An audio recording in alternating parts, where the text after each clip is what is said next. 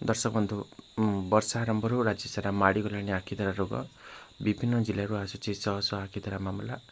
आखिधरा एक स्पर्शजनित संक्रामक रोग होइथिबारु यार प्रतिषेधक मार्गदर्शिका जारी कर स्वास्थ्य विभाग। एथिरे कुहाଯାଇଛି आखिधरा आक्रांत व्यक्ति रुमाल तौलिया और तकिया व्यवहार करंतु नहीं। एमितिक आई ड्रप भी व्यवहार करंतु नहीं। चश्मा पिंधिले नियमित सफा करंतु। स्विमिंग पूल किंबा पोखरी में मुह बुड़ाई गाधतु नहीं। आखिरे कस्मेटिक और कंटाक्ट लेंस व्यवहार करंतु नहीं।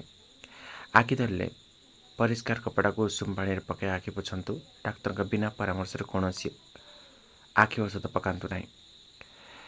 किभली जानिबे आपण आखिधरा रोग पड़ते। आखिधरा रोग को कंजक्टिविटिस बा पिंक आई बोली कहुए।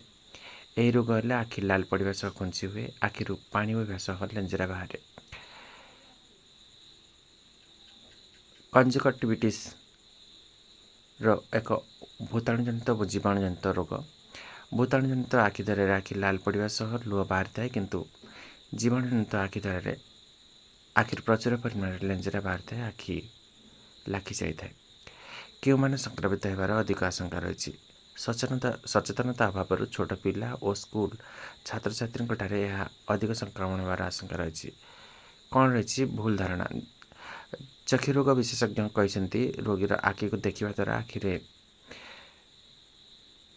आखिधरा रोग व्यापी न थाए। यह केवल एक अंधविश्वास। मुख्यतः संक्रमित रोगीर लुह और लेंजेरा जरिया आखिधरा संक्रमित होता है। तेणु आखिधरा होते रोगी निज आखिठार हाथ को दूरे रखा सह बारंबार हाथ धुंतु।